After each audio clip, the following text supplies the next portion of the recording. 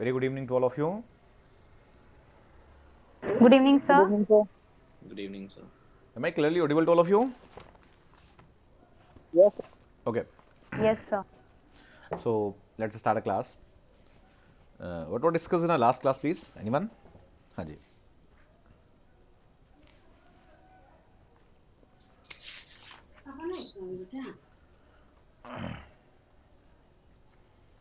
हाँ जी.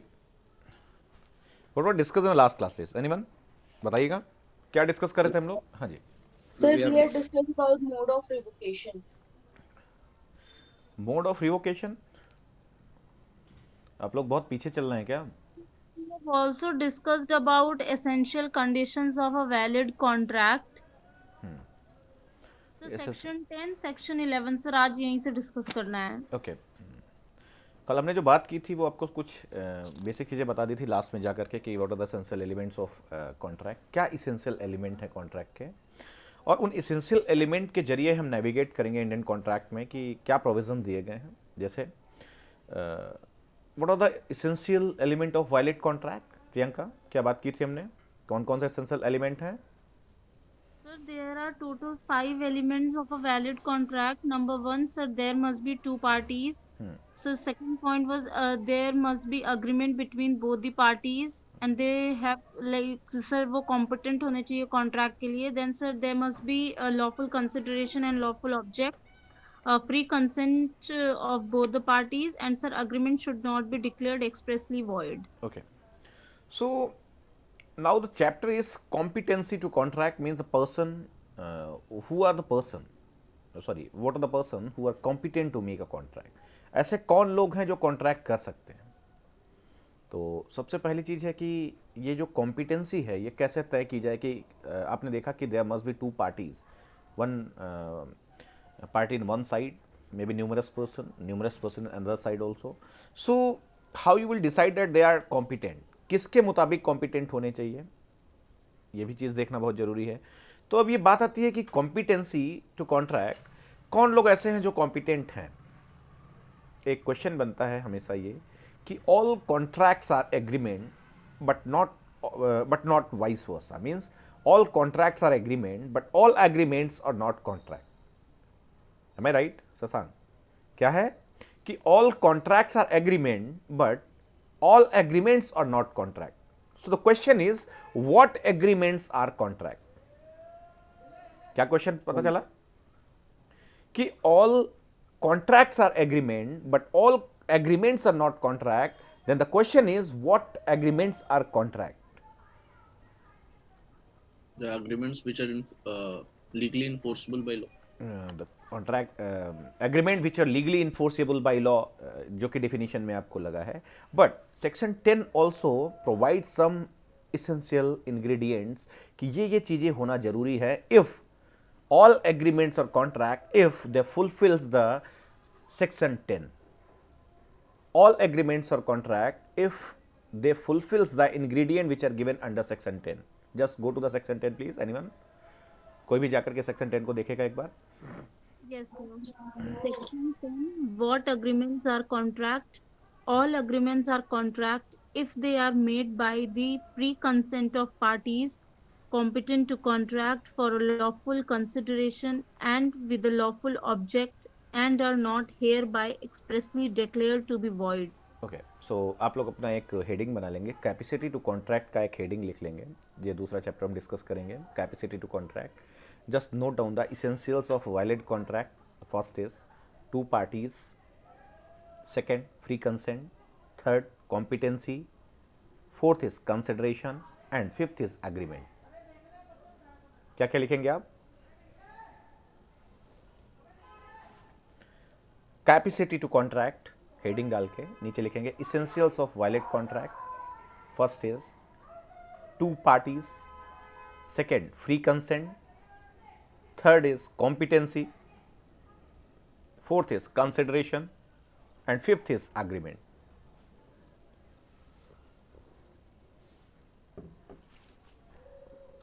Okay. Now question note करेंगे. All contracts are agreement, all contracts are agreement but all agreements are not contract. discuss the agreement which are entitled as a contract, Sir, which are entitled to? which are entitled as an contract under Indian Contract Act. Now दूसरा question note कर लेंगे. What is the status of minors contract? What is the status of minors agreement? Contract नहीं. What is the status of minors agreement? Third thing. तीसरा question note करेंगे. Whether estoppel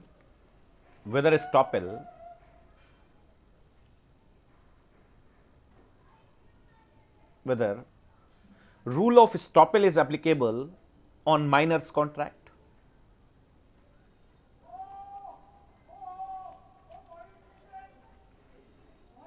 Whether rule of estoppel is applicable on minors contract.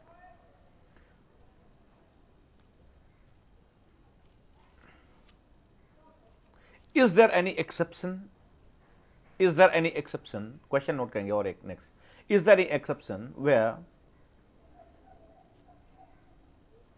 minor contract can be enforced? Agreement by minor is enforceable. अपना question थोड़ा सटीक बना लीजिएगा. मैं एक gist बता रहा हूँ, कोई क्वेश्चन मैं ऐसे ही फॉर्म कर रहा हूँ. ठीक है, क्या क्वेश्चन बनाया है कि is there any exception where minor's agreement is enforceable?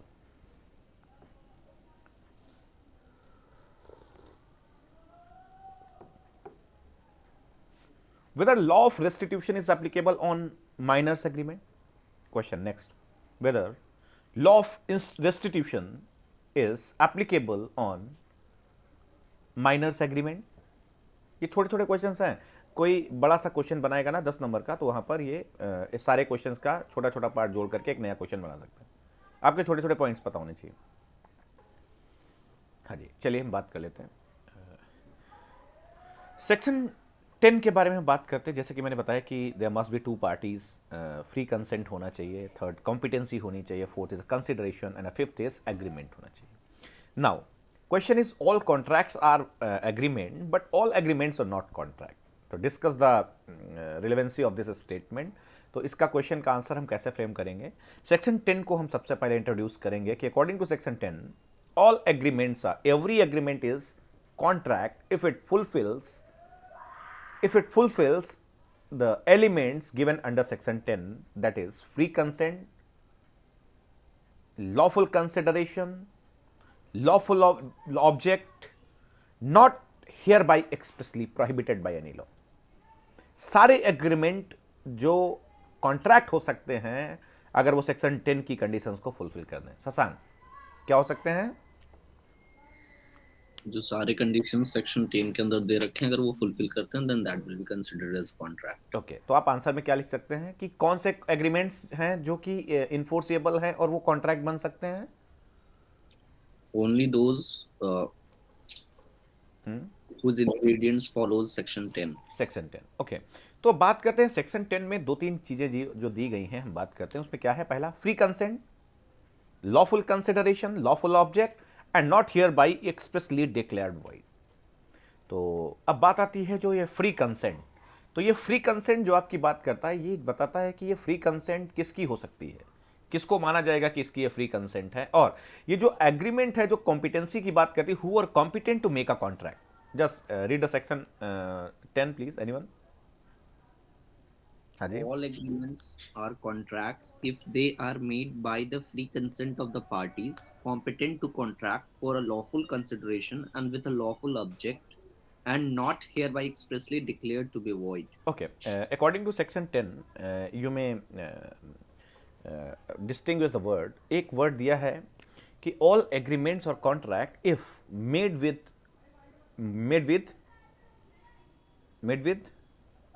Free consent of the parties. free consent of the parties competent to contract. क्या दिया गया है? free consent of parties competent to contract, तो यहां पर से हम फ्री कंसेंट अभी छोड़ देते हैं, सिर्फ एक वर्ड ले लेते हैं, free consent of parties competent to contract. तो ये पूरा वर्ड ही आप निकाल के बाहर कर लेंगे और इसको लेकर के हम सेक्शन 11 में चल देंगे, क्योंकि ये वर्ड सेक्शन 11 में डिफाइन है। Who are competent to contract, who are competent to contract, section 11। Priyanka, Yes, sir. हाँ जी, who are competent to contract according to section 11। इस वर्ड का देखिए, जो आपने सेक्शन 10 में देखा कि ऑल एग्रीमेंट्स और contract if they fulfil the ingredient which are given under section 10, section 10 says that कि ऑल एग्रीमेंट्स और contract if they are made with the free consent of parties competent to contract. तो free consent of party competent to contract, the word competent to contract is defined under section 10। Section 11. Section 11 competent to contract is defined under section 11। तो what is a competent to contract, क्या है section 11 के मुताबिक, किसको competent to contract कहा जाएगा? Just read section 11। Yes, sir. Section 11. Who are competent to contract? Every person is competent to contract who is of the age of majority according to the law to which he is subject and who is of sound mind and is not disqualified from contracting by any law to which he is subject. Okay please. हाँ जी, Muskan, am I audible? Yes, sir. हाँ जी, आप पीछे के 4 lectures जो हुए हैं उनको देखेंगे, ठीक है, उनको कंप्लीट Okay, sir, करेंगे। okay. और यहाँ पर जो बातचीत चल रही है ये थोड़ा सा आगे की बातचीत है, समझने की कोशिश करिए। हाँ, इसमें से बाकी के लोग जो बैठे हुए हैं क्लास में, वो लोग please. Srishti, am I audible? नहीं है क्लास में क्या आज? Divendu, yes sir. समझ में आ रहा है आप लोगों को ये? ऐसा Yes, कुछ sir, yes, ऐसा sir. कुछ बहुत भारी भरकम चीज़ नहीं बता रहा हूँ, मैं सिंपल सी चीज़ बता रहा हूँ। पहले सब कुछ डिफाइन कर चुका हूँ, आपको पता है। उसके बाद हम जो बात कर रहे थे कि ये जो इसेंशियल और वैलिड कॉन्ट्रैक्ट के क्या इसेंशियल एलिमेंट्स हैं, उनको अलग करके और उनका मतलब समझ रहे हैं। वैलिड कॉन्ट्रैक्ट में 2 पार्टीज होनी चाहिए, फ्री कंसेंट होनी चाहिए, कॉम्पिटेंसी होनी चाहिए, कंसिडरेशन होना चाहिए, एग्रीमेंट होना चाहिए। एक वर्ड हमने उठाया सेक्शन, जो कि बात हमने की ना कि all contracts are agreement but all agreements are not contract. So what type of agreements और कॉन्ट्रैक्ट? सेक्शन 10 सेज कि ऑल एग्रीमेंट्स और contract if they were made with free consent of parties competent to contract. Second, with lawful consideration, lawful object, not expressly herein declared void. तो हमने एक word उठाया, free consent हमने छोड़ दिया, हमने देखा क्या? Competent to contract. Competent to contract is defined under section 11। Who are competent to contract? According to section 11 every person is competent to contract. Muskan, कोई भी व्यक्ति कॉम्पिटेंट टू कॉन्ट्रैक्ट हो सकता है, कोई भी व्यक्ति हो वो। तो अगर इन्होंने कहा कि every person is competent to contract but subject to Majority, age of majority, sound mind, and disqualification by the law. Yes, इन्होंने कहा कि कोई भी व्यक्ति, वो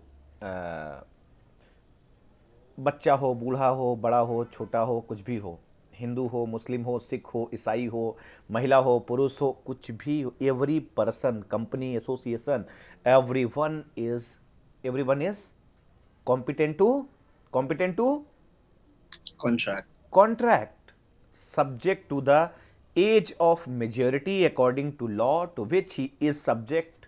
अगर वो महिला पुरुष है तो उसके लिए अगर कोई लॉ बनाया गया है एज ऑफ मेजोरिटी को डिफाइन करने के लिए, तो उसके मुताबिक who is sound mind, that person must be sound mind. Second, should not be disqualified from the any law to which he is subject. अगर लिख दिया गया है कि ये कंपनी एग्रीमेंट नहीं कर सकती है इस कंपनी के साथ क्योंकि ये ब्लैक लिस्टेड है, तो कर सकती है क्या शशांक? बताइए। No, sir. अगर किसी If law- अगर किसी लॉ से उसको ब्लैक लिस्टेड कर दिया जाए किसी फर्म को, तो क्या वो एग्रीमेंट कर सकती है क्या? Agreement कर सकती है, sir. Contract नहीं कर सकती है. कॉन्ट्रैक्ट नहीं कर सकती है, एग्रीमेंट कर सकती, कॉन्ट्रैक्ट नहीं कर सकती, क्योंकि वो किससे बार्ड है? लॉ के जरिए डिस्क्वालिफाइड है। 11. ओके, तो हमने जो बात करी कि ऑल एग्रीमेंट्स और contract if made with free consent of parties competent to contract, तो competent to contract means any person who is major according to the law of that place.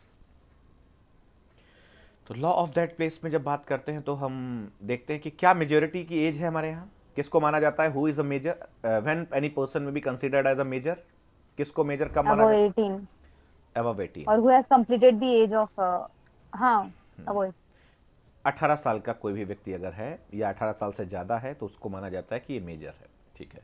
He is not minor. Children's act 1960 में, शशांक यहाँ पर children's act लागू होगा या Indian majority act? Indian Majority Act. Shashank, minor, who is not minor, किसको कहा जाएगा major होगा ये? तो ये मेजोरिटी का जो रूल है ये कहाँ से सेक्शन आएगा, किस सेक्शन में दिया गया है? Section 3 of Indian majority act. Shashank, यहाँ पर चिल्ड्रन एक्ट लागू नहीं होगा, वो ऑफेंसेस के लिए है, ठीक है. शशांक,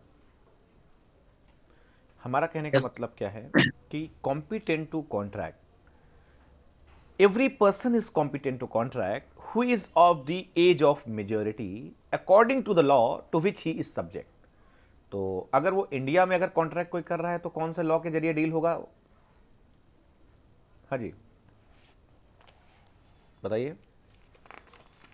तो Indian majority act. Indian majority act 1870. हाँ जी, इसको नोट कर सकते हैं. Who are competent to contract, एक हेडिंग लिखेंगे, who are competent to contract. Section 11, section 11 talks about the competency of person to make a contract. Please switch off your mic. आप लोग ना माइक ऑफ करेंगे, किसी का ऑन है. Question क्या है? Who are competent to contract under Indian contract act. उसके नीचे लिखेंगे section 11 talks about the qualification of person who is considered as competent person to make a contract.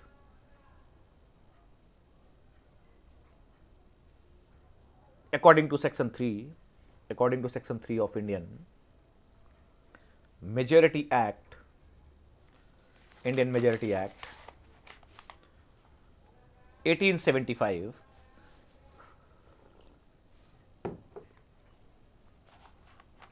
Sir according to section 3 of Indian majority act, year क्या बताया sir आपने? 1875. जी sir. Person below 18 year is minor. Person below 18 year is minor.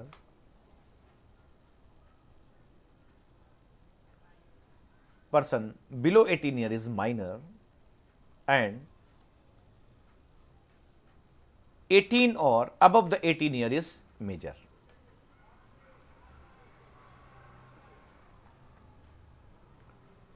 And if any legal guardian is appointed for the minor, if any legal guardian is appointed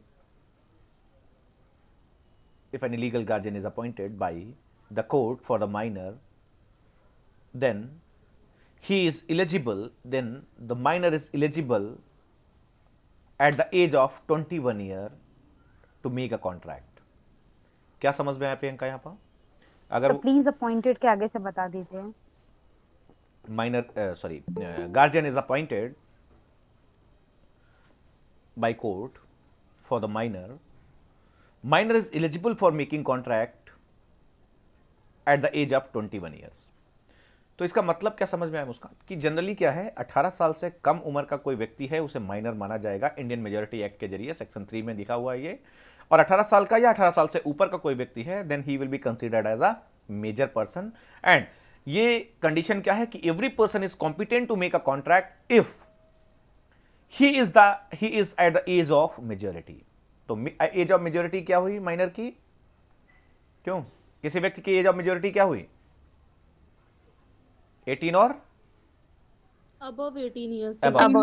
above 18 years, correct. And अगर उसके लिए minor के लिए अगर किसी court ने अगर guardian appoint कर रखा है तो उसकी एज ऑफ मेजोरिटी कब होगी? 21 years. Okay, at the age of 21 years. तो ये कहां पर दिया गया है वैसे देवेंदु? कहां से हमने ये बात उठाई?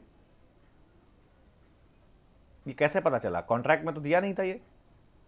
Sir, through Indian Majority Act 1875. Yes, section 3 of Indian majority act 1875 लिखना जरूरी है प्रियंका, बताना पड़ेगा वहाँ. Now this is the first competency. इसको क्या कहते हैं?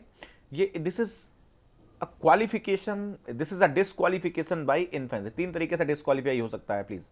अ person may be disqualified from making contract. There are three ways, no doubt. There are three ways by which person may be disqualified for making contract. जैसे बता रहा हूं वैसे लिखेंगे आप. There are three ways by which person may be disqualified for making contract. First is disqualification by infancy, disqualification by insanity, और third is special disqualification by any law. तो disqualification by infancy आपने देख लिया है, section 3 को follow करना चाहिए. क्यों? Indian majority act. एक बार प्लीज. क्या बताया आपने? Disqualification. Disqualification by infancy. Infancy की डिसक्वालिफिकेशन जो है वो कहां पर आपको मिल गई? Section 3 of Indian majority act. Correct. Yes Yes, sir. sir. और डिसक्वालिफिकेशन बाय इनसैनिटी की हम बात करते हैं प्लीज. अब एक बार सेक्शन 11 रीड करेंगे और समझेंगे क्या क्या वर्ड है वहां पर. सेक्शन 11. ओके. Yes, sir. बिल्कुल बिल्कुल. Section 11, who are competent to contract. Every person is competent to contract who is of the age of majority according to the law to which he is subject and who is of sound mind please please and just is wait, just wait. पहला आपने देखा कि क्या होना चाहिए? वो व्यक्ति क्या होना चाहिए? एज ऑफ मेजोरिटी होनी चाहिए उसकी. Sound. हाँ, एज ऑफ मेजोरिटी होनी चाहिए. Now second is he must be sound mind. क्यों शशांक? बाकी के लोग जो क्लास में बैठे हुए हैं वो लोग बोल सकते हैं, ठीक है. मैं किसी का नाम लेता हूं पर्टिकुलरली तो प्लीज आप लोग उम्मीद करिए कि सभी से पूछता हूं. अगर मैं पूछता हूं किसी से तो आप लोग बोल सकते हैं. Now the second thing is he must be sound mind. क्यों मुस्कान? क्या होना चाहिए? Yes, sir. साउंड माइंड होना चाहिए. Sound mind. So what is the meaning of sound mind under Indian contract act? IPC का साउंड माइंड नहीं. IPC में sound mind कहां दिया गया है? Unsound mind. साउंड माइंड या अनसाउंड माइंड दोनों एक ही चीज है, उधर डिफाइन करते हैं दूसरी तरीके से.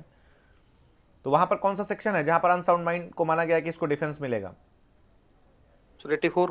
84. वहां पे पता चल जाता है कि किसको हम अनसाउंड माइंड माने. तो यहां पर बात की जा रही है कि person should B sound mind. So section 12 provides the definition what is a sound mind for the purpose of contracting contract. कहां दिया गया है प्रियंका ये? शशांक. अंडर सेक्शन 12 में साउंड माइंड को बताया गया है इन इंडियन कॉन्ट्रैक्ट एक्ट. हाँ जी, just read. Sonali please read करिए section 12. Yes, sir. Section 12. What is a sound mind for the purposes of contracting? A person is said to be of sound mind for the purpose of making a contract if, at the time when he makes it, he is capable of understanding and of forming a rational judgment as to its effect upon his interests. A person who is usually of unsound mind but occasionally of sound mind may make a contract when he is of sound mind. A person who is usually of sound mind but occasionally of unsound mind may not make a contract when he is of unsound mind. Okay. So अभी मैंने तीन चीजें बताई थी. By three ways person may be disqualified, person may be disqualified for making contract. कौन कौन से disqualification थे प्लीज बताएंगे आप हमें? What are the three ways? By majority, by sound mind, and by like disqualified by law. Disqualification by infancy, disqualification by insanity, disqualification special disqualification by law. तो दूसरा हम डिसक्वालिफिकेशन डिस्कस करें ना, sound mind. Person must be sound mind. Disqualification by infancy, insanity is given under section 12, sir. Under section 12.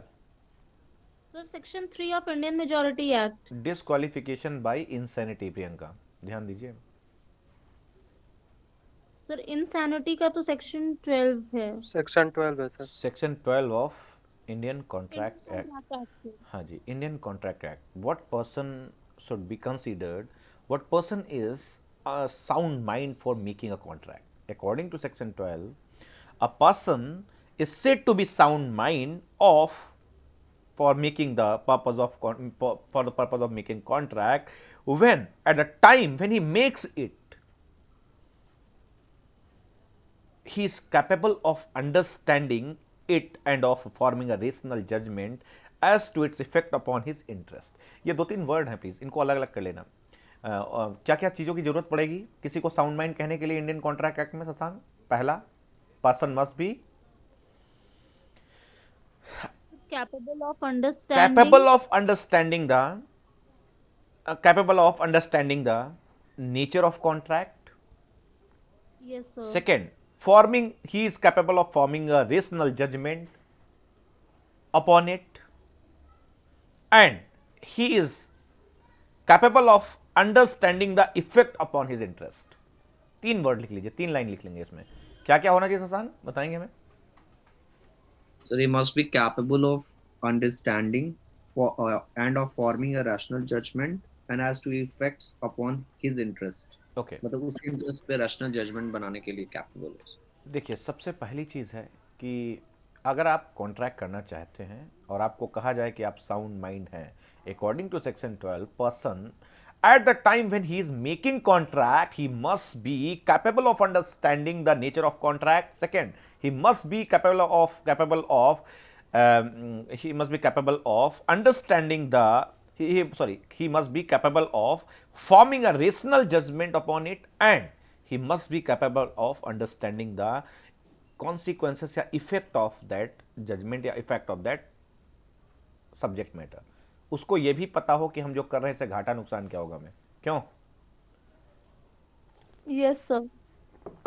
इससे घाटा मुनाफा क्या होगा पता चलना चाहिए ना किसी को। मालूम हुआ कि हमने 2 रुपए की चीज़ 10 रुपए की बेच दी, या सॉरी 10 रुपए की चीज़ 2 रुपए की हमने बेच दी, तो पता चला कि हमको पता ही नहीं था कि ये 2 रुपए की है। जैसे मैंने आपको बताया ना कि जब मैं बहुत छोटा था तो मैं क्या करता था, लोहे का जो मतलब जो भी आइटम दिखता था उसको बेच देता था। लोहा 17-18 रुपये में हुआ करता था और वो मैं कुछ भी ले लेता था उससे। मतलब अगर वो एक सेब दे देता तो मैं उसको कुल्हाड़ी भी दे देता, जो कि 2 किलो की कुल्हाड़ी मतलब उस समय काफ़ी महंगी होती थी। तो अगर मुझको एक सेब दे देता तो मैं उसको 2 किलो की कुल्हाड़ी देता, because I was not able to form rational judgement, I was not able to make a contract, क्योंकि मैं बार्गेन करने की कैपेसिटी में नहीं था। मुझे नहीं पता था कि इसका वैल्यू कितना है और सेब का वैल्यू कितना है, क्यों?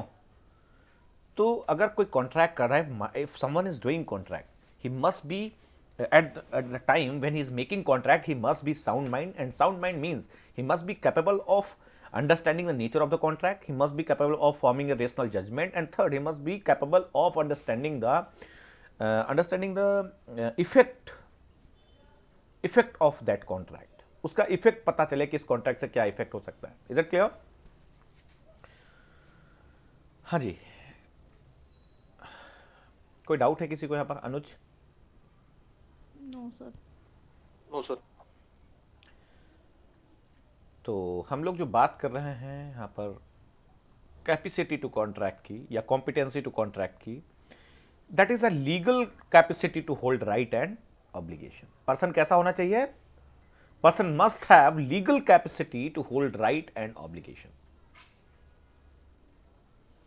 लेकिन एक चीज आती है यहाँ पर कि अनसाउंड माइंडनेस क्या है, ये फ्लैक्चुएट होती है। कभी कभार ऐसा होता है कि एक व्यक्ति जो है वो कुछ समय के लिए पागल रहता है, अनसाउंड माइंड होता है, कुछ समय सही रहता है। तो ऐसा भी हो सकता है कि कभी कोई जब वो अनसाउंड माइंड था तो उसने कॉन्ट्रैक्ट किया, बाद में सही हो गया तो कह रहा है नहीं हमें नहीं करना है, हम उस समय हमारा दिमाग नहीं काम कर रहा था। ऐसा होता है नहीं होता है? Yes, sir. कभी कभार ऐसा होता है, कभी कभार ऐसा होता है कि आपको बहुत तेज फीवर होता है और आप दुकान पे जाते हैं और जा कर के कहते हैं एक पैरासीटामॉल दे दो और जल्दी दीजिए पैरासीटामॉल, और आप होता 1 रुपए का पैरासीटामॉल है, आप उसको 10 रुपए दे करके 9 रुपए लाते ही नहीं है। कभी ऐसा हुआ आपके साथ? Yes sir. तो ये जो आपकी फैकल्टी है, दिमाग का आपका जो है ये काम नहीं करता है आपका। तो कॉन्ट्रैक्ट करते समय जरूरी नहीं है ना कि उसकी जो मेंटल फैकल्टीज़ हैं वो सारी वर्क कर रही हों उस समय पे। तो ये डिपेंड करता है कि अगर कोई व्यक्ति जो कि साउंड माइंड है वो कॉन्ट्रैक्ट अगर कर रहा है तो वैलिड कॉन्ट्रैक्ट। लेकिन अगर वो अनसाउंड माइंड है, वो साउंड माइंड नहीं है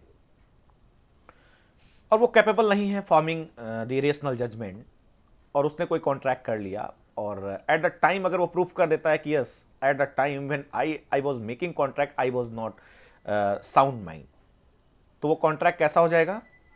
वाइडेबल हो सकता है शशांक? वो कॉन्ट्रैक्ट कैसा हो सकता है? वाइडेबल हो सकता है। तो अब बात आती है कि a person who is usually unsound mind but occasionally sound mind, but at the time of sound mindness he may contract। अगर कोई व्यक्ति यूजुअली अनसाउंड माइंड रहता है लेकिन एकदम से उसका दिमाग आया और फॉर्मिंग ओपिनियन, अच्छा दिमाग काम कर रहा है और he is capable of understanding the nature of the contract and effect of the contract, eight that time that interval when he is sound mind he may contract and that contract is enforceable, he may do contract। तो पहला illustration क्या होना चाहिए यहां पर कि a person who is usually unsound mind but occasionally he is sound mind, at the occasion when he is sound mind he may do contract and that contract will be enforceable and valid contract। but a person who is usually of sound mind but occasionally of unsound mind may not make a contract when he is of unsound mind। कोई व्यक्ति usually sound mind है लेकिन occasionally अगर वो unsound mind हुआ है, eight the time when he is unsound mind he may not make a contract. एक बार illustration आप लोग रीड करेंगे और समझने की कोशिश करेंगे। Please just read the illustration Shashank. Yes, sir. Illustration A. A patient in a lunatic asylum who is at intervals of sound mind may contract during those intervals. Okay, B. एक व्यक्ति लुनेटिक असाइलम में है, वो पागलपन का उसको दौरा पड़ता रहता है, लेकिन जिस समय उसको पागलपन का दौरा नहीं पड़ रहा है उस समय तो वो कॉन्ट्रैक्ट कर सकता है ना, क्यों नेहा? Yes, sir. आपने देखा होगा बहुत Yes, सारे sir. लोग होते हैं जो कि उसको क्या बोलते हैं, इक्लिप्सी क्या बोलते हैं, मिर्गी को क्या बोलते हैं इंग्लिश में? इक्लिप देखो, बीमारियों के भी नाम नहीं याद होते मुझे। इक्लिप्सी क्या बोलते हैं, देखो कुछ, एपिलेप्सी सर। हाँ एपिलेप्सी, ठीक है। तो ये मिर्गी के दौरे पड़ते हैं लोगों को, देखा होगा आपने भी, कई जगहों पर आपने देखा होगा, जो लोग नहीं देखे हैं कोई नहीं। तो ये एक टेम्पररी, मतलब जो है एक आदमी जो है वो, मतलब क्या होता है, उसका दिमागी संतुलन खोता है टेम्पररी, आधा घंटे 1 घंटे के लिए पूरे दिन में। तो पता चलता है कि कोई व्यक्ति अगर उस टेम्पररी अनसाउंड माइंडनेस में अगर कोई कॉन्ट्रैक्ट करता है, उस समय पर कोई अंगूठा लगवा लेता है, तो माना जाएगा इसे वैलिड कॉन्ट्रैक्ट, इसको माना जाएगा कि ही वाज कॉम्पिटेंट या he was a sound mind at that time when he has put his thumb impression on that paper. माना जाएगा क्या? नो। लेकिन अगर उसको 1 घंटे के लिए खाली मिर्गी के दौरे आए थे और 11 घंटे वो सही रहता है, तो 11 घंटे में किया गया कॉन्ट्रैक्ट वैलिड होगा? Yes, Yes. sir. Correct sir. Correct Yes, correct. यही चीज आपको समझनी है। क्या समझना है कि साउंड माइंड अनसाउंड माइंड, ऐसा नहीं कि अनसाउंड माइंड कॉन्ट्रैक्ट नहीं कर सकता है, but unsound mind person make do contract at the time when he is sound mind, at the interval when he is sound mind he may do contract. Second, a sound mind occasionally unsound mind, जैसे मिर्गी आना, but usually he is sound mind, at that time when usually he is sound mind he may do contract। तो at the making of contract उसकी status जानना जरूरी है, whether he was capable of making the rational judgement, whether at the making of contract he was capable of forming rational judgement, he was able to know the nature of the contract, he was able to know the right or wrong for his interest। क्या सही और गलत में अंतर करने में वो व्यक्ति कॉम्पिटेंट था? अगर कॉम्पिटेंट था उस समय, then it's a valid contract and person should be considered as a sound mind. Is it clear? कोई दिक्कत किसी को यहां पर? No, sir. कोई क्वेश्चन अगर है किसी का तो पूछ सकते हैं आप लोग। ये दोनों इलस्ट्रेशन कई बार पूछे गए हैं, तो आप लोग ये दोनों इलस्ट्रेशन के सामने लिख लेंगे। Most important illustration has been asked many times in examinations. Is it clear? थोड़ा सा ध्यान देकर के आंसर टिक करिएगा। मैंने क्या बताया है, आप लोगों के क्या व्यू बना? अनसाउंड माइंड अगर है, eight the making of contract person must be sound mind. बस कब पागल था, कब पागल है, कब पागल होगा, इससे मतलब नहीं है। At the time when he is making contract, he must be capable of understanding the nature of contract. He must be capable of forming a rational judgment. He must be capable of understanding the capable of understanding the effect of that contract. तीन चीजें। Is it clear? Yes, sir. Okay. इसके साथ ही अब अगर हम बात करें तो जो ये तो आपने बात कर ली कि थर्ड जो बात हम करेंगे स्पेशल डिस्क्वालिफिकेशन बाय लॉ। तो स्पेशल डिस्क्वालिफिकेशन बाय लॉ बहुत सारे बैंक्रप्सी कोड हैं, बहुत सारे ऐसी चीज़ें हैं जहाँ पर रोका गया है कि आप लोग कॉन्ट्रैक्ट नहीं कर सकते अगर किसी को ब्लैक लिस्टेड कर दिया गया। If any law prohibits any person that he can not do contract, then he can not do contract. उसके लिए अलग अलग लॉज हैं, बहुत सारे और भी लॉज आ जाते हैं, ठीक है, तो हम उसको डिस्कस नहीं करेंगे। तो ये आपको सेक्शन 10 और सेक्शन 11 समझ में आया अनुज? हाँ जी। सर। तो अब बात आती है कि A is 15 year old and takes money from B who is money lender. Money lender knows that he is minor and he mortgages minor's property and gives money. Whether money lender can enforce this contract agreement? क्यों? ए एक बच्चा है 15 साल का, B एक money lender है जो पैसा उधार देता है।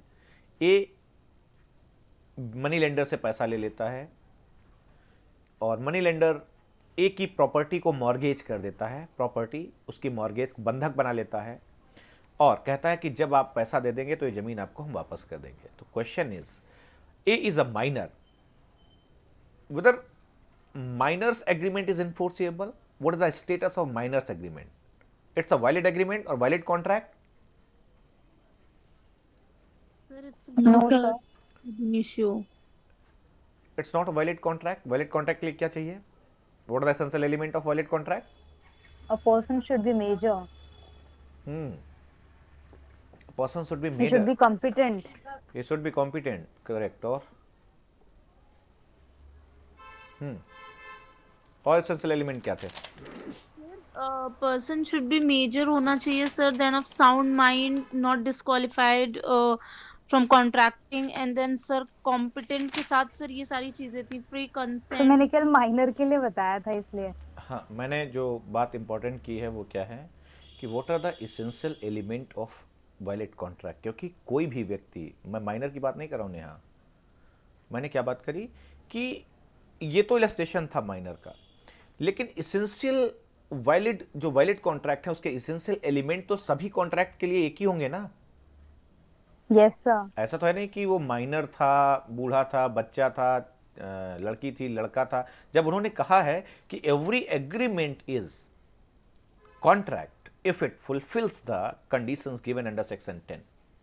Section 10 says person must be major at the age of majority, must be at the age of majority, at the age of majority according to section 3 of Indian Majority Act 1875. Second, must be competent to contract. What is competency? Competency is given under section 11. What is the competent? Competent means every person is competent. Every person is competent. Who is major, sound mind and not disqualified from contracting Yes. by Who any is law. who is major, sound mind, not disqualified by any special law. इतनी सारी चीजें होनी चाहिए, ठीक है। अब बात आती है कि what is the status of the miners agreement, whether it is a valid contract. क्या माइनर्स का एग्रीमेंट जो है वो कॉन्ट्रैक्ट माना जा सकता है? अगर माना जा सकता है तो क्या इसकी स्टेटस इंडिया में है और क्या इंग्लिश लॉ में इसकी स्टेटस थी? Just note down nature of miners agreement, heading डालेंगे nature of miners agreement.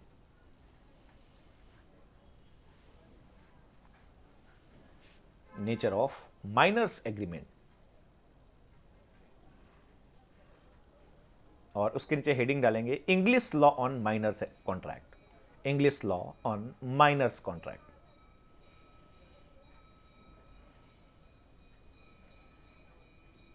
An infant's contract is generally not void। ये इंग्लिश लॉ की बात कर रहे हैं हम, ठीक है। An infant's contract is generally not void but voidable at his option, but voidable at his option if it appears to the court, if it appears to the court to be for his benefit।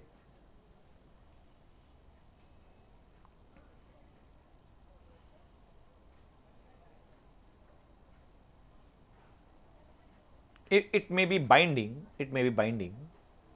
especially if the contract is for necessaries। हाँ जी, क्या लिखा है एक बार repeat करेंगे Shashank? Especially if the contract is for necessaries। हाँ जी, एक बार repeat करेंगे पूरा स्टेटमेंट, क्या लिखा आपने? Nature of miners agreement heading डाल के, English law on minor's agreement, minor's contract. Yes, sir. English law on minors contract. An infant's contract is generally not void, but voidable at his option if it appears to the court that if for its benefit it may be binding if the court is क्या लिखा है आपने? नहीं, कुछ नहीं लिखा आपने। that is for necessity, sir. फिर से कोई दूसरा रिपीट करेगा, आप लोगों ने सही से नोट नहीं किया प्लीज। सर इंग्लिश, सर सबसे पहले nature of minor's agreement, English law on minor's agreement. An infant's contract is generally not void but voidable at his option if it appears to the court to be for his benefit। Full stop, It may be full stop, यहाँ से full stop, ठीक है। हाँ जी, may be binding, especially if the contract is for necessaries। Okay Shashank, समझ में आया?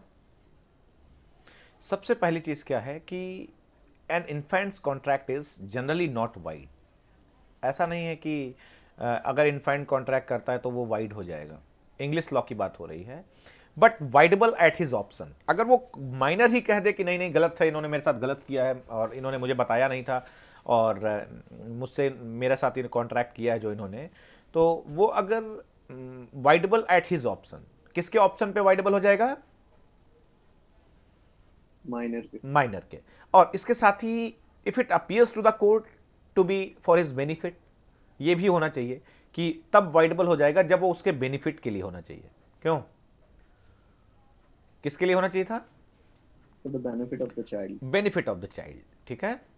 तो जैसे एक एग्जांपल बता देता हूं यहां पर आपको मैं, जो क्या बोलते हैं उससे, कॉन्ट्रैक्ट अप्रेंटिस, जानते हैं आप लोग अप्रेंटिस?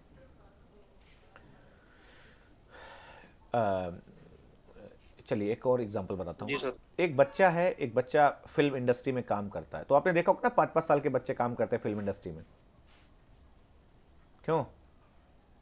छोटे छोटे बच्चों को लिया जाता हाँ है ना, सर, तो जी सर। तो उनके लिए कॉन्ट्रैक्ट कौन करता है मूवी के लिए? उनके उनके गार्जियन। गार्जियंस, उनके पेरेंट्स। ओके। अगर कोई बच्चा अगर कॉन्ट्रैक्ट कर ले, उसका माँ बाप को ना हो, कोई ना हो, और वो बहुत अच्छा दिखने में है और मूवी में काम करना चाहता है और कोई कंपनी के साथ काम करना चाहता है और एग्रीमेंट कर रहा है, तो according to English law that infant contract is generally not void and voidable at his option if it appears to the court to be for his benefit.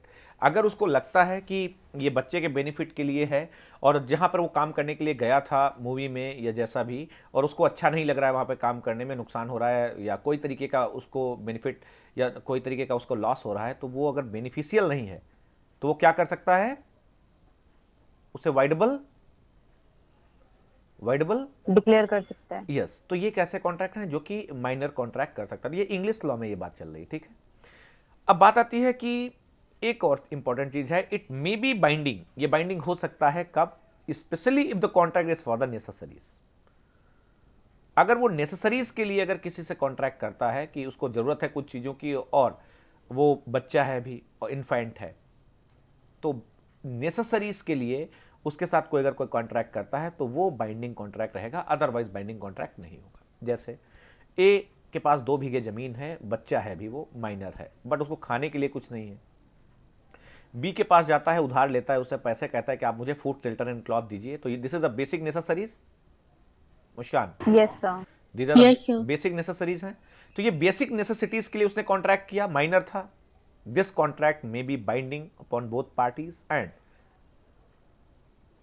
Person who has supplied the basic necessity may enforce this contract and वो उसके लिए पैसे recover कर सकता है। Is it clear? Yes, sir. ये तो position है इंग्लिश लॉ में, ठीक है। लेकिन this rule was modified by the infants relief act 1874 in England. ये रूल क्या किया गया, इसको मॉडिफाई किया गया। कब किया गया? Infants relief act 1874। जो इंग्लिश लॉ में ये जो रूल चल रहा था इंग्लिश लॉ में, ये रूल पुराना है, लेकिन इन 1874 this rule was modified by the infant relief act 1874।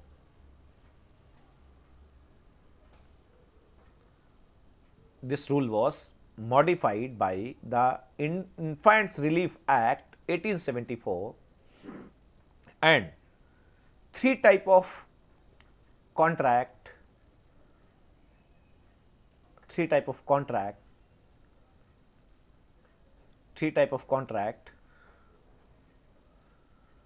prohibited under Infant Relief Act 1874। 3 तरीके के कॉन्ट्रैक्ट को स्पेशली मना कर दिया गया कि इनको इन्फोर्स नहीं कराया जा सकता है। First is contract for repayment of loan,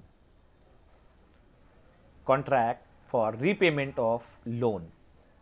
second, supply for other than necessities,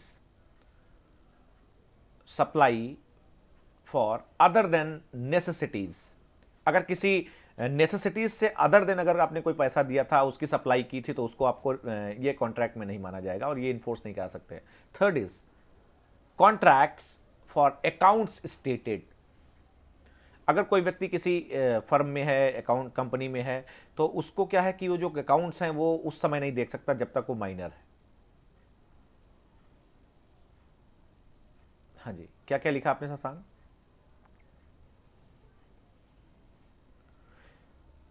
This rule was modified by the Infants Relief Act 1874 in England.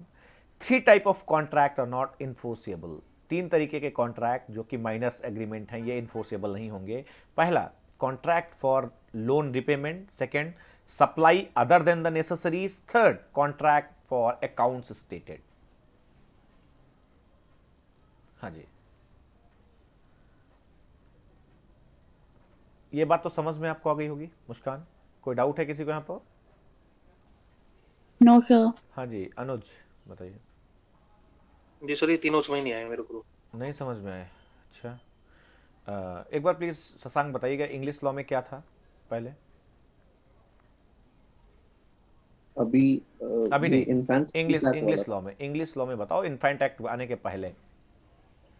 Yes sir, पढ़ दूं वो पैसेज से? हाँ बिल्कुल पढ़ देंगे, और अगर समझा देंगे तो ज़्यादा अच्छा रहेगा कि इंग्लिश लॉ में क्या पोजीशन थी।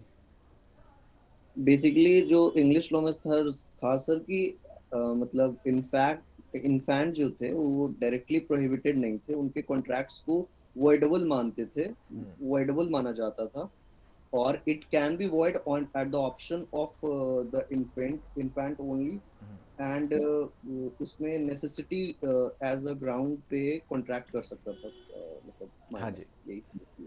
हाँ अनुज, इसका मतलब ये है कि कोई भी जो माइनर था इंग्लिश लॉ में उसको इन्फेंट बोलते हैं, ठीक है अनुज? जी सर। जिसे हम माइनर बोलते हैं इंडिया में, उसको उधर इंग्लैंड में इन्फेंट बोलते थे। और इन्फेंट कॉन्ट्रैक्ट कर सकता था, वाइड नहीं था वो। क्या नहीं था? वाइड नहीं था, शून्य नहीं था। लेकिन बात आती है कि वाइड तो नहीं था, लेकिन वो वाइडेबल हो सकता था, शून्यकरणीय था। अगर वो बच्चा कह दे कि ये कॉन्ट्रैक्ट ज़बरदस्ती हुआ है, मुझे बताया नहीं गया था, गलत हुआ है, मैं नहीं था, समझ नहीं पाया मैं, तो वो वाइडेबल करा सकता था। दूसरी चीज़, ये कॉन्ट्रैक्ट जो है वो बच्चे के बेनिफिट के लिए होना चाहिए, नुकसान के लिए नहीं, ठीक है। तीसरी चीज़, कि इट मे बी बाइंडिंग, ये बाइंडिंग हो सकता है कब, जब ये specially if the contract is for the necessary supply to the infant. अगर बच्चे की कुछ जरूरतें हैं उनको सप्लाई करने के लिए किसी ने उसको कुछ दिया है तो उससे उसके साथ अगर वो कॉन्ट्रैक्ट हुआ है तो बेसिक नेसेसरी सप्लाई की गई है, उनका पैसा वो ले सकता है, बाकी नहीं कुछ। ओके अनुज? जी सर। लेकिन ये रूल थोड़ा सा मॉडिफाई किया गया, कब? This rule was modified in England through the enactment infant relief act 1874। ये रूल क्या कर दिया गया, थोड़ा मॉडिफाई किया गया और एक्सक्लूसिवली कहा गया कि देखिए contract for repayment of loan, supply other than the necessaries, contract for accounts stated, 3 चीजों के लिए कॉन्ट्रैक्ट नहीं कर सकते बच्चे के साथ, और ये वाइड होगा। मेरी बात समझ में आई अनुज? जी सर। किसी को कोई डाउट है यहाँ पर? तो कौन कौन से कॉन्ट्रैक्ट इन्फोर्सेबल नहीं थे इन्फेंट रिलीफ एक्ट 1874 के जरिए? First is contract for repayment of loan. हाँ जी, Second is supply for other than necessities. Third is contracts for account stated. Okay. ये 3 तरीके के 1874 के जो इन्फेंट रिलीफ एक्ट है उससे इनको रोक दिया गया कि ये वाले कॉन्ट्रैक्ट मत करिएगा बच्चों के साथ, ठीक है? Is it clear? हाँ जी Yes, sir. Yes, अनुज, sir. अनुज सर ये जो आपने थर्ड बताया ना, contact for account stated, sir इसका एक बार बता दो। इसको अनुज थोड़ा सा दिमाग का इस्तेमाल किया करिए। कॉन्ट्रैक्ट फॉर अकाउंट्स स्टेटेड का मतलब ये है कि जब पार्टनरशिप होती थी तो बच्चा पार्टनरशिप में कब हाथ बटाता है, कब उसको बेनिफिट मिलता है, बताइए। अच्छा ये बताइए, एक पार्टनरशिप चल रही है और बच्चा कहे कि नहीं नहीं हमको सब कुछ दिखाइए, तो बच्चे को दिखाया जाएगा क्या? कहा जाएगा बड़े पहले बड़े बड़े हो जाइए, क्यों? तो कॉन्ट्रैक्ट फॉर अकाउंट्स स्टेटेड का मतलब क्या है कि अकाउंट तभी स्टेट किए जाएंगे जब वो जानने लायक हो ना, समझने लायक हो। उसके लिए वो इन्फोर्समेंट नहीं करा पाएगा कि नहीं नहीं हमको अभी दिखाइए अकाउंट में क्या है, बताइए Shashank, are you getting my point? कि आप हो सकता है कि पार्टनरशिप में आपके पिताजी काम करते हों, आपकी ABC मेजर थे, तीनों लोग काम एक पार्टनरशिप चला रहे थे, ए जो है वो एक्सपायर हो जाता है, बच्चा उसका होता है, तो क्या बच्चा क्या करेगा, इन्फोर्स कराएगा कॉन्ट्रैक्ट, करा सकता है क्या, या पार्टिसिपेट कर सकता है उस पार्टनरशिप में? कॉम्पिटेंट नहीं है ना, क्यों शशांक? Yes, sir. किसी को कोई डाउट है अनुज यहाँ पर? नहीं सर, अब क्लियर है। हाँ जी, तो वहाँ पर भी अनुज यही है ना कि जब पार्टनरशिप में माइनर्स बेनिफिट, पार्टनरशिप में माइनर कब बेनिफिट गेन कर सकता है, तो लिखा हुआ है कि वो 18 साल कंप्लीट कर ले पहले, क्यों? यही तो लिखा है। जी सर। पार्टनरशिप पढ़े थे ना आपने, पढ़ा था जी सर। पार्टनरशिप ना, तो क्या लिखा था कि माइनर कब इंटाइटल होगा बेनिफिट के लिए पार्टनरशिप में? तो कहा गया कि देखिए 6 महीने के अंदर 18 साल कंप्लीट होने के विद इन 6 मंथ वो डिक्लेयर कर दे कि yes I would like to be a partner in this form, I would not want to be a partner of this form. ये आप लोग पढ़ चुके हैं, थोड़ा सा ध्यान दीजिएगा इसका। अब हम इंडियन लॉ की बात करते हैं। तो इंडियन लॉ में क्या है पोजीशन, प्लीज़ थोड़ा सा ध्यान देंगे आप लोग। Indian law on minor, there were lot of controversy among the high courts relating to this question, what is the status of minors agreement? क्या है माइनर्स का एग्रीमेंट, क्या ये वैलिड है, वाइड है, वाइडेबल है, तो इसका क्या वैल्यू रहेगा? एक केस आया मोहरी बीवी versus Dharmodas Ghosh. This controversy was set at rest by the decision of मोहरी बीवी वर्सेस धर्मोदास घोष 1903। कई सारी हाई कोर्ट्स में ये था कि कभी इन्फोर्स करा देते थे, कभी नहीं कराते थे, कभी कह देते थे वाइड है, कभी कह देते थे नहीं नहीं वाइडेबल है। तो ये कंट्रोवर्सी काफ़ी पुरानी कंट्रोवर्सी थी हाई कोर्ट्स की। That controversy was set at rest, controversy was set at rest in the case of Mohri Bibi versus Dharmodas in 1903, and this decision is given by the Privy Council. आप लोगों के पास content available है? हाँ जी, जी sir. आप लोग अपना content open करेंगे। सारे लोग जिनके पास कंटेंट अवेलेबल है, क्योंकि इस केस को फैक्ट पढ़ना बहुत ज़रूरी है और आपको बहुत पॉइंट टू पॉइंट चीज़ें बतानी ज़रूरी है, ठीक है। इसलिए हवा हवाई नहीं, अच्छे से एक बार देख लीजिए, आपको हमेशा के लिए याद रहेगा कि मोहरी बीवी वर्सेस धर्मोदास में हुआ क्या था और क्या क्वेश्चंस थे जो कि क्वेश्चंस रेज हुए और किन क्वेश्चंस के आंसर्स दिए गए इस केस में, ठीक है। Shashank, just read the fact of this case. Yes, sir. मोहरी बीवी वर्सेस धर्मोदास घोष. हाँ जी। Fact. वैसे The एक मिनट रुक plaintiff- जाइए, बाकी के लोग जो हैं उनके पास कंटेंट अवेलेबल है, पेज नंबर बता दीजिए इन्हें। हाँ जी, 36 में. किसमें है? 36. 36। 57 में।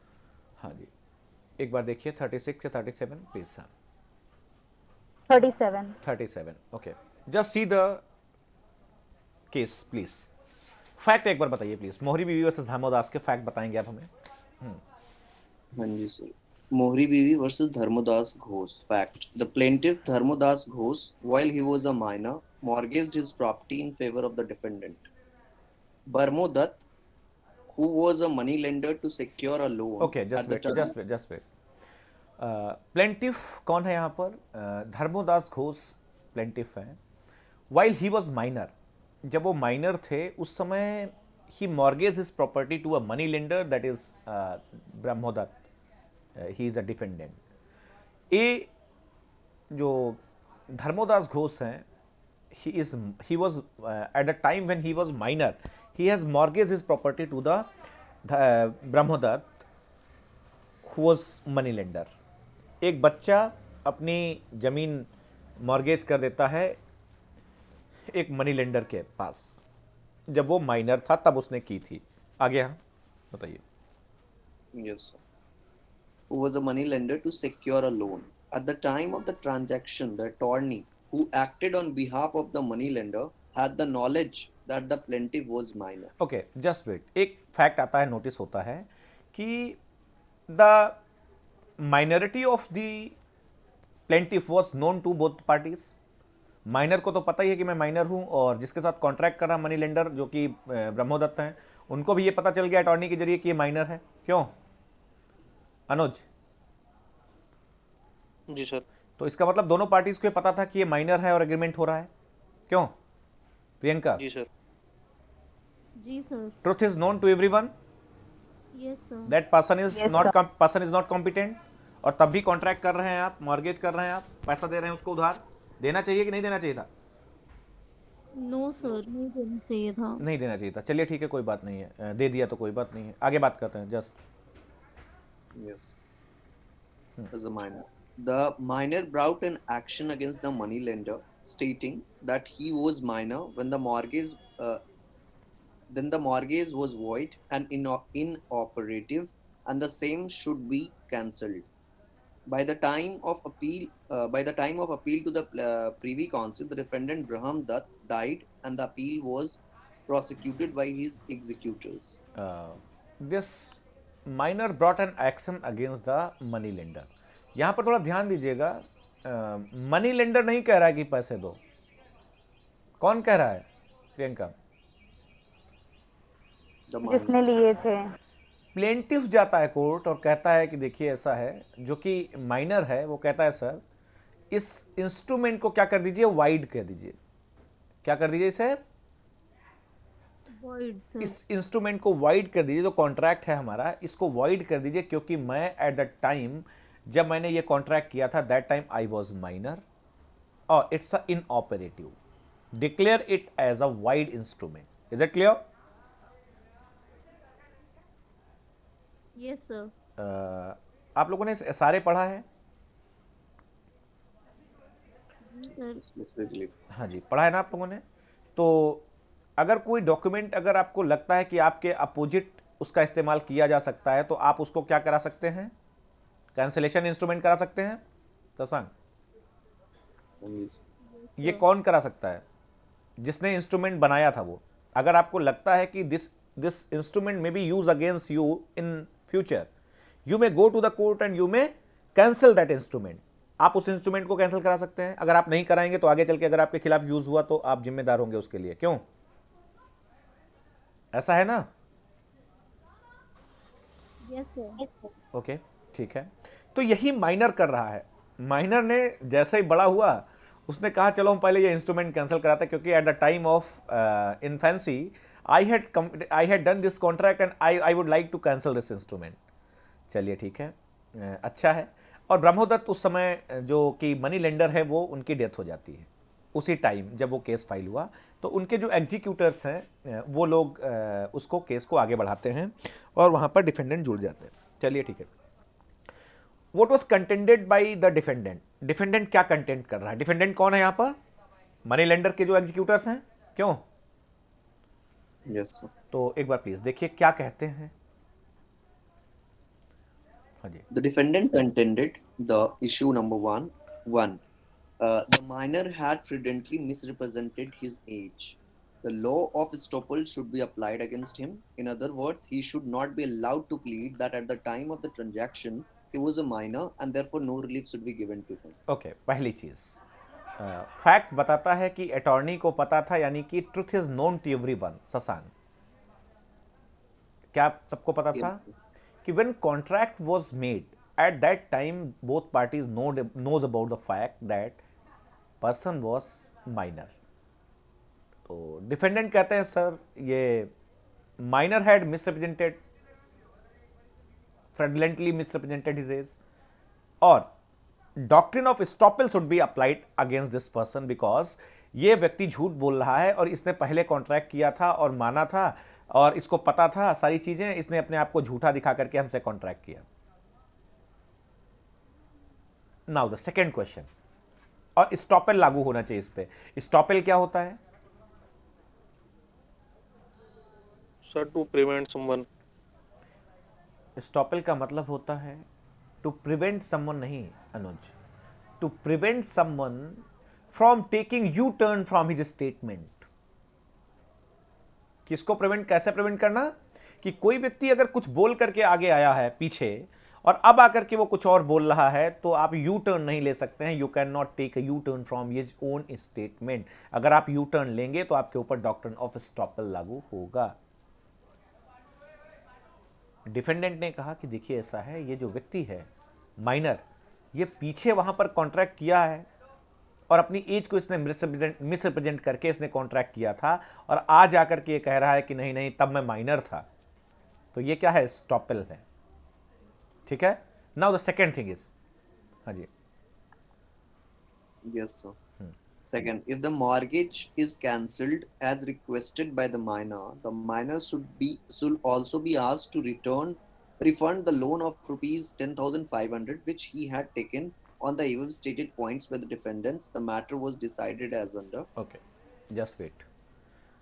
सेकेंड रिलीफ डिफेंडेंट कह रहा है कि अगर आप चाहते हैं कोर्ट से कि आप चाहते हैं कि ये इंस्ट्रूमेंट कैंसिल कर दीजिए इनके कहने से, तो प्लीज़ कम से कम हमारा पैसा दिलवा दीजिए जो इन्होंने एक्सेप्ट किया है कि मैंने इनसे पैसा लिया था at the age of minority.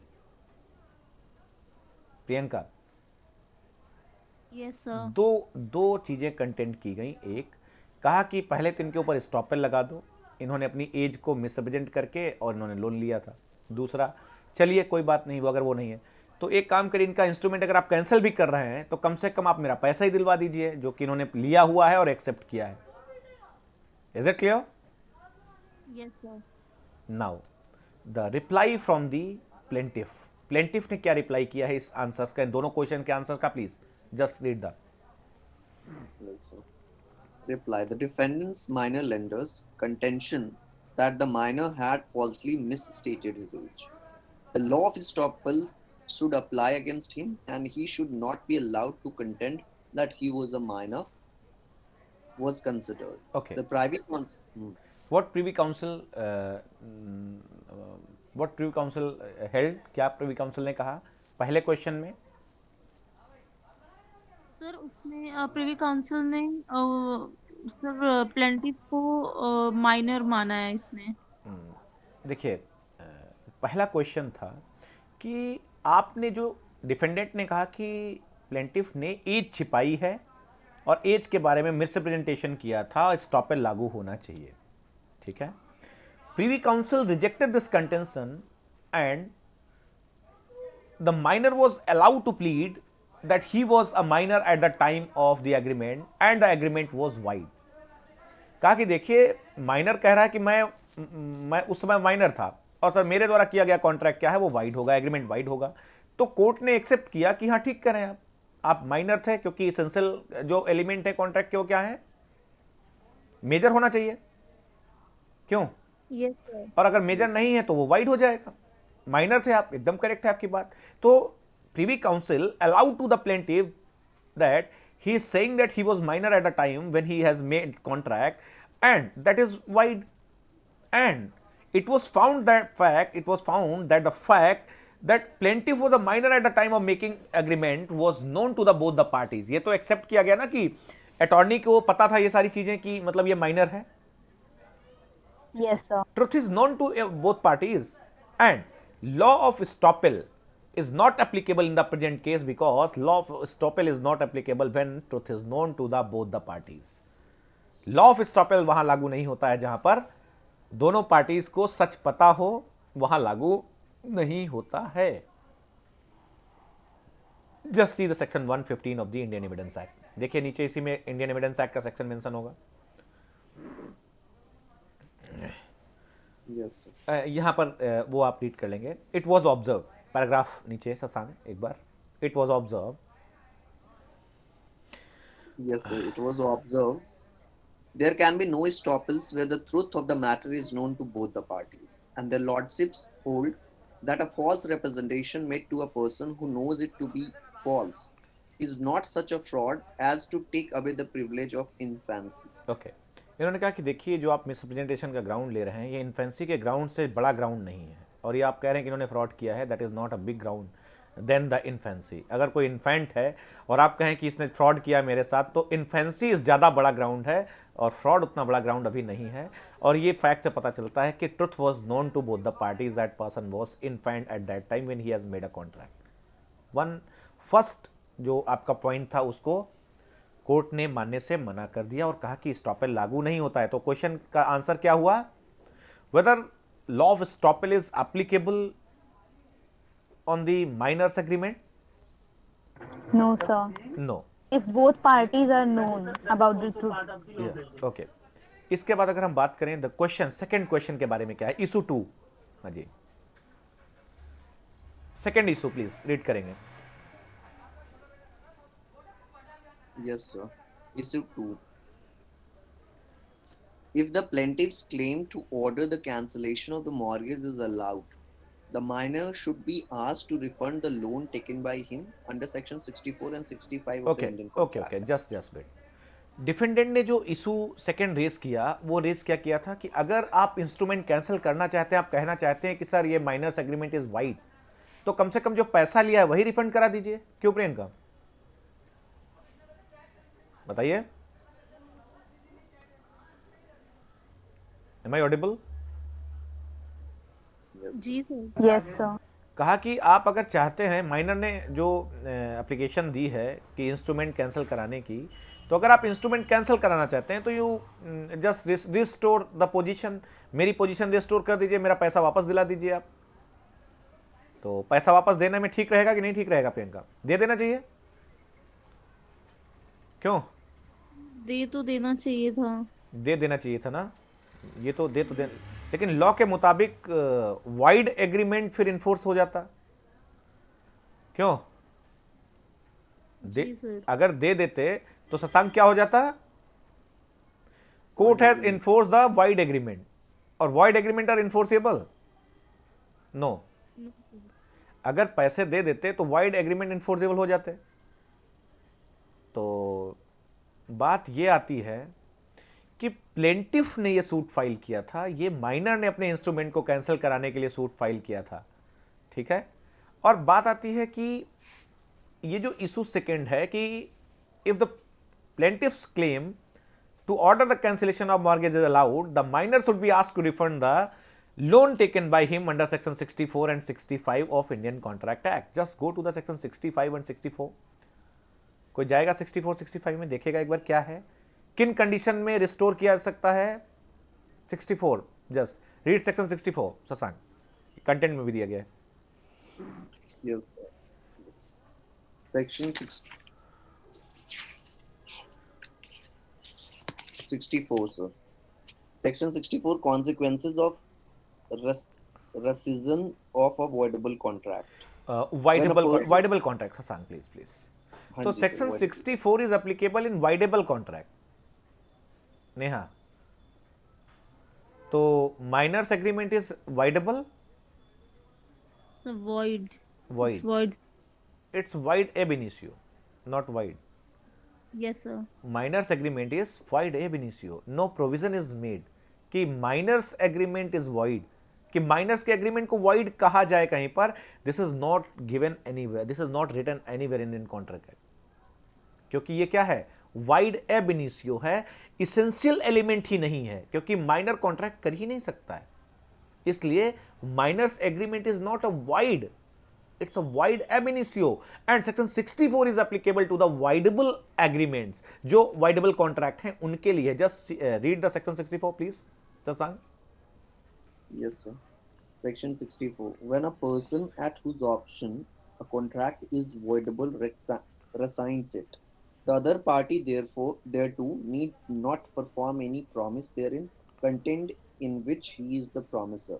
The party rescinding a voidable contract shall, if he had received any benefit thereunder from another party to such contract, restore such benefit so far as may be to the person from whom it was received. एक बहुत simple formula है कि अगर आपने कोई agreement किया है और वो एग्रीमेंट वाइडेबल है, और अगर वो एग्रीमेंट, जैसे अगर मैं बात करूं, तो अगर मैंने कहा कि मैं आपको 5 क्विंटल आम मैं आपको प्रोवाइड करूंगा और आप मुझे 5,000 रुपये एडवांस दे दीजिए और बाकी का पैसा बाद में दे दीजिएगा, तो पता चलता है कि जब पकने का टाइम आया आम के तो ओले पड़ गए, ख़राब हो गए, और ये हुआ कि वो कॉन्ट्रैक्ट कैसा हो गया, वाइडेबल है।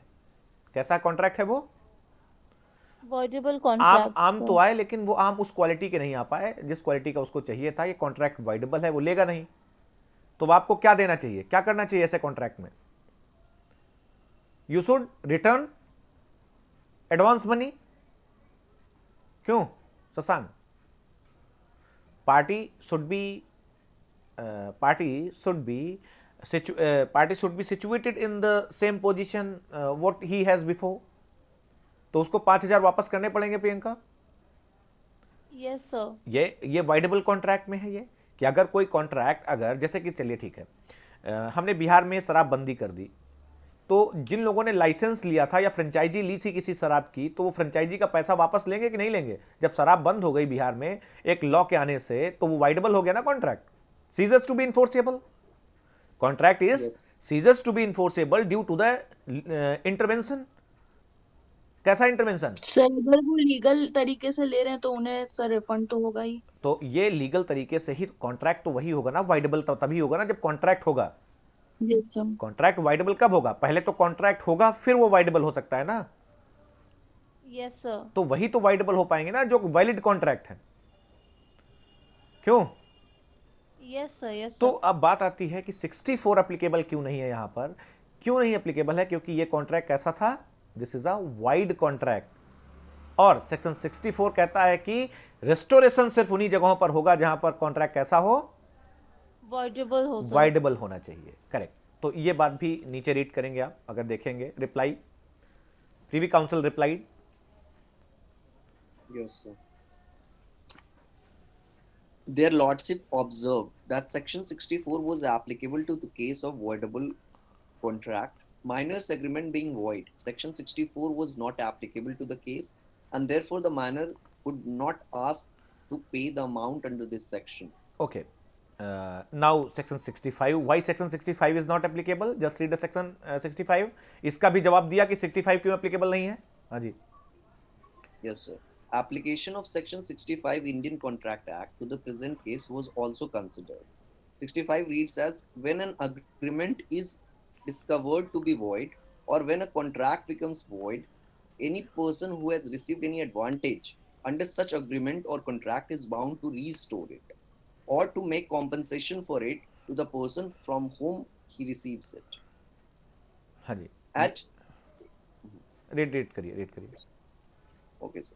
As regards the application of this section to the present case, it was observed that this section, like section 64, is applicable to an agreement or contract between competent parties and has no application to a case in which there never was and never could have been any contract. The minor therefore could not be asked to repay the amount even under section 65. Please, just wait. Section 65 is applicable to the agreement is discovered to be void or when a contract becomes void. तो इन्होंने कहा कि देखिए ऐसा है, agreement के लिए दो लोग चाहिए होता है, पार्टी कॉम्पिटेंट होनी चाहिए. यहां पर जो बात की गई है ये कॉन्ट्रैक्ट के लिए की गई और कॉम्पिटेंट पार्टीज होना जरूरी है. And in this case minor was not competent party to the contract. So section 65 is also not applicable and cannot be allowed to repay the loan which has been taken by the plaintiff. तो बात क्या आई? Section 64 and 65 is also not applicable to the minors agreement. Is it clear? हाँ जी. Yes, sir. Yes, sir. अब बात आती है कि sir हाँ बिल्कुल. 65 क्यों एप्लीकेबल नहीं हुआ, ये सर क्लियर नहीं हुआ सर. जैसे यहाँ पे when an agreement is discovered to be void, ये agreement discover to be void, अगर लास्ट लाइन आप देखेंगे कि is applicable to agreement, sorry, this section has no application to a case in which there never was and never could have been any contract. किसी तरीके का कोई contract नहीं था. अगर कॉन्ट्रैक्ट होता और पता चलता कि ये वाइड है एग्रीमेंट, उसके बारे में जानकारी पता चलती. ये तो पहले से ही पता था प्रियंका उन्हें. Yes, sir. वैसे भी बोर्ड है अभी प्रियंका, था. वो तो वाइड बेनिफिशियर. जब किसी को पता है कि माइनर्स के साथ एग्रीमेंट नहीं करना है, आप जानबूझ के कर रहे हैं, तो डिस्कवर्ड टू बी वाइड कैसे हो जाएगा एग्रीमेंट? अच्छा चलिए प्रियंका, सॉरी एक एग्जांपल देता हूं मैं. ये एक लेडी के साथ कॉन्ट्रैक्ट करता है, पढ़ी लिखी न लेडी है ना ही वो आदमी पढ़ा लिखा हुआ है, और वो एक कॉन्ट्रैक्ट एग्रीमेंट कर लेता है कि एडल्ट्री में आपको रहना है मेरे साथ और हम आपको 500 रुपये पर महीना देंगे. तो प्रियंका, ये discover to be void, both parties are competent, but consideration is the object and consideration is unlawful. Yes sir. It is this agreement is discover to be void. जैसे पता चलेगा इसके बारे में तो ये वाइड हो जाएगा ना. Yes sir. यहां तो पता है माइनर को, यहां तो पार्टीज को पता है कि यार जिसकी वजह से ये वाइड होने वाला है वो तुमको पता था पहले से ही. इसमें कोई ऐसा फैक्ट तो है नहीं जो छिपा हुआ है. क्यों? Everyone, both parties node about the fact by which contract agreement is wide. और जो आप माइनॉरिटी बता रहे हैं ये तो आपको पता था. तो ये एग्रीमेंट ऐसा नहीं है जो कि डिस्कवर टू बी वाइड है, ठीक है, ना ही ये कॉन्ट्रैक्ट है. So it is prima facie, it's void ab initio. इसलिए सेक्शन 65 यहां पर एप्लीकेबल नहीं होगा. Is it clear? Yes sir. इसके साथ ही एक और चीज है. अब इशू थर्ड, अब मनी लेंडर ने एक और रिलीफ मांगी है, और वो रिलीफ एसआरए की रिलीफ है. किसकी रिलीफ है वो? स्पेसिफिक रिलीफ एक्ट में भी उसने रिलीफ मांगी. कहा कि the money lender claim the refund of mortgage money under another provision also, section 41 specific relief act, कि on objecting the cancellation of an instrument. Just read down please. Satsang, Yes, sir. Why section 41 is not applicable. इसके बारे में भी कहा, court से कहा कि अच्छा एक काम करिए, आप कह रहे हैं सर ये स्टॉपेल नहीं है, ठीक है चलिए स्टॉपेल नहीं. आप सर कह रहे हैं सर 64 65 लागू नहीं होगा, ठीक है मत करिए लागू. चलिए सर 41 के जरिए ही रिलीफ दे दीजिए मुझको कुछ. जस्ट सी द सेक्शन 41 क्या है. पैराग्राफ रीड करेंगे. Section issue 3. Issue 3. The money lender claimed the refund of the mortgage money under another provision also, that is sections 41 of Specific Relief Act 1877. On adjudging the cancellation of an instrument, the court may require the party to whom such relief is granted to make any compensation to other which justice may require. Okay, this is the equitable relief. कैसे relief है ये? Equitable. ये equitable relief के लिए बोला कि sir अगर आप कैंसिल कर रहे हैं, सर आप कह रहे हैं सर कि माइनर्स एग्रीमेंट था, गलती हो गई, तो सर कम से कम हमारा पैसा दिलवा दीजिए सर, इक्विटेबल ही रिलीफ दे दीजिए, नहीं लीगल कोई रिलीफ है तो। Now what is the reply from the court? Yes, sir. हाँ जी। Court replied, it was held that this section gives discretion to the court to order compensation. But under the circumstances of this case, justice did not require the return of the money advanced by the minor. As the money has been advanced with full knowledge of the infancy of the plaintiff, the claim of refund under Specific Relief Act was therefore disallowed. Okay okay, हाँ। अब एक सबसे important चीज है कि अच्छा क्यों नहीं दी गई रिलीफ इसमें, ये बताइए शशांक, कोई रीजन समझ में आया? कोर्ट अगर दिलवा देता पैसा तो क्या हो जाता? सर सेक्शन 41 का रिक्वायरमेंट है कि justice should be serve, that is why that section was like there. अरे And जस्टिस here अगर जस्टिस सर्व क्यों नहीं, जस्टिस सर्व होता उसका पैसा वापस मिल जाता प्रियंका? Yes, sir. क्या क्यों क्यों नहीं? अरे जस्टिस तो So he serve, was under knowledge that he अगर ये एप्लीकेशन किसकी तरफ से होती तो मिल जाता। If this if this relief is asked from the defendant side, case किसने फाइल किया था? plaintiff ने अब प्लेंटिफ केस फाइल कर रहा है और डिफेंडेंट को कंपनसेशन आप दे रहे हैं, तो ये कैसा लगेगा आपको? तो इन्होंने कहा देखिए sir, it was held that this section gives description to the court to order compensation, but under the circumstances of this case justice did not require, क्योंकि प्लेंटिफ कैंसिलेशन करा रहा है। अगर यहां डिफेंडेंट आया होता और इसको कैंसिल करा रहा होता और कह रहा होता सर ये सर माइनर्स एग्रीमेंट है सर, हमें हमारा पैसा दिलवा दीजिए, कोर्ट में allow compensation to that person and cancel the instrument. Is it clear? This is in the interest of the justice. Are you getting my point? भाई Yes, sir. आपको आना चाहिए था ना कि आप माइनर के साथ जी गलती से सर। आप कहते सर गलती हो गई सर, इक्विटेबल रिलीफ दे दीजिए सर, हमारा पैसा इनके पास चला गया है सर, हम नहीं समझ पाए उस समय, और सर इनका ये इंस्ट्रूमेंट कैंसिल कर दीजिए, ये अपनी जमीन ले लें और हमको हमारा पैसा वापस करा दीजिए, तो ये इक्विटेबल रिलीफ होती। अब माइनर आया है अपना इंस्ट्रूमेंट कैंसिल कराने, तुम तो आए नहीं, तुम तो पहले जमीन मांग रहे थे, फिर तुमने सोचा कुछ भी मिल जाए तो मिल जाए, तो कह no no no, justice does not require this, and compensation तब मिलता जब वो तुम आए होते इधर से। Is it clear? कोई डाउट है किसी को? Now what is the effect of miners agreement? क्या इफेक्ट निकल करके आया आफ्टर मोहरी बीबी एंड दामोदास के इस केस के बाद? Just read the 1 2 3 4 5 points. Shashank. Yes, sir. Effects of minor agreements. And minor agreement being void ab initio, ordinarily it should be wholly devoid of all effects. If there is no contract, there should indeed be no contractual obligation on either side. Okay please, There are few according effects to Mohori Bibi and दामोदास अगर judgement को देखा जाए, और इन्होंने कहा कि effect of miners agreement क्या होगा कि minors agreements are void ab initio, from the very beginning it is a void ab initio, no effects on, there shall be no effect, there shall be no effect on the contract because it is not a contract, there shall be no क्या बोलते हैं, there is, if there is no contract there should indeed no contractual obligation, किसी तरीके की कोई obligation create नहीं होती minor agreement में। now what are the points please? Yes, sir. Point number 1. There are few effects on the minor. 1. No estoppels against minor. No liability in contract or in tort arising out of contract. Third, no ratification of minor's agreement. Fourth, refund of benefit secured by the fraudulent minor, that is doctrine of restitution. And fifth one, liability in necessaries Okay, minor. okay. It means the thing is, estoppel should not apply in minor case. Second, no contractual obligation created through the minors agreement. Third is no ratification of miners agreement, अगर minor agree भी हो जाता है कि हम आपको पैसे देंगे, this contract can not be ratified. Ratification का मतलब क्या है? अगर एक माइनर 14 साल की उम्र में कोई कॉन्ट्रैक्ट करता है और कहता है कि मैं 20 साल का जब हो जाऊंगा तो मैं आपको साइन कर दूंगा एक बिल्डिंग, जमीन, घर, तो this contract can not be ratified after the 18 year, after the age of majority, तो रेटिफिकेशन इज नॉट अलाउड।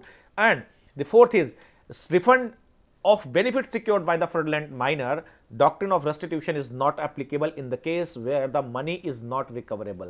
अगर A ने, जो कि माइनर है, एक दुकान से टॉफी खाई है लगातार 10 साल और उसके बाद क्या हुआ है, या फिर उसने किसी मनी लेंडर से पैसा लिया है और लेने के बाद वो पैसा खा गया, खत्म कर गया, that is not for the basic necessities. अगर वो बेसिक नेसेसिटीज के लिए नहीं था, if money is not recoverable then that refund could not be initiated. अगर वो पैसा रिकवर हो सकता है कहीं से तो किराया जाए, अदरवाइज उसको नहीं मिल सकता है, वो भी बेसिक नेसेसिटीज के लिए होना चाहिए। These are the effect of the miners agreement. Is it clear? कोई डाउट है किसी को यहां पर? Is there any doubt to anyone please? Sir total 4 effects आपने बताया ना? हाँ जी। अब इसके साथ ही 5। हाँ जी, एक्चुअली वो दोनों एक साथ ही हैं, दो एक साथ हैं। आप समझिए, थोड़ा समझिए भी आप लोग। कुछ चीज़ें समझ में आई आप लोगों को? Yes, sir. और ये मेथड है दिल्ली विश्वविद्यालय के लॉ पढ़ाने का।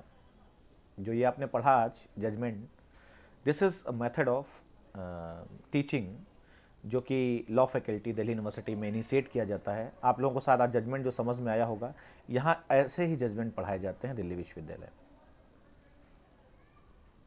Yes sir. ताकि आपको, अगर आप लिखना चाहें अगर मोहरी बीवी वर्सेस धर्मदास, तो एक एक पॉइंट आप लिख सकते हैं। क्यों? Is it clear? Yes, sir.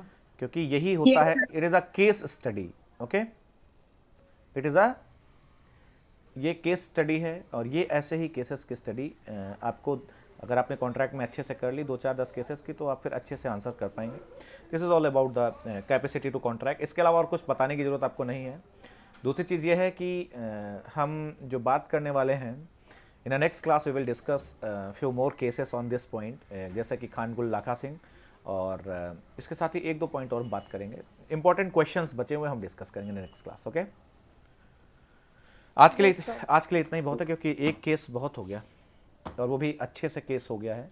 तो in next class we will discuss some points, कुछ केसेस, छोटे छोटे पॉइंट्स उठेंगे, जैसे मैंने आपको पहले लिखवा दिए हैं। क्वेश्चंस कुछ बचे हुए जिनके आंसर होना बाकी है। In next class we will discuss the answers of those questions. Okay, thank you so much all of you. हाँ, एक चीज़ और है, जो लोग पास आउट हैं इसमें से, जो लोग अभी डीजीएस के लिए जो लोग हैं, तो ऐसे कितने लोग हैं यहाँ पर जो लोग पास आउट हैं, मुझे एक बार बता देंगे तो देखा जाएगा कि उसके लिए क्या कर सकते हैं। बहुत अच्छी वैकेंसी है, ठीक है, और जो लोग देंगे एग्ज़ाम, ठीक है, थोड़ा सा वो कॉन्शियस होकर के एग्ज़ाम दें। और बहुत अच्छा आपके समय मिला हुआ है प्रियंका, क्योंकि काफ़ी कुछ सब्जेक्ट्स कवर हो चुके हैं, ठीक है, अच्छे सब्जेक्ट्स आप लोगों ने पढ़ ही लिए हैं। जो नहीं पढ़ पाए हैं, कुछ कंटेंट से कवर हो जाएंगी चीज़ें। तो सभी लोग, कनिका पास आउट है आप? Yes sir. अच्छा, हाँ, तो कनिका तुम्हारे लिए तो बहुत अच्छा है ये। और जो लोग पास आउट हैं वो लोग अपनी पूरी मेहनत से कोशिश करें कि इस एग्ज़ाम को दें। और बहुत ऐसा नहीं है कि बहुत कोई भारी भरकम एग्ज़ाम होता है। जिस तरीके से आप पढ़ रहे हैं, इस तरीके से आप अच्छे आंसर्स कर पाएंगे वहाँ पे। इसके साथ ही ज्यूरिस्प्रूडेंस का क्लास मतलब जो है 9 to 10 रहेगा, ठीक है। और thank you so much all of you. Let's meet at 9 PM। Okay, Thank you so much, sir. Thank you, sir. Welcome welcome.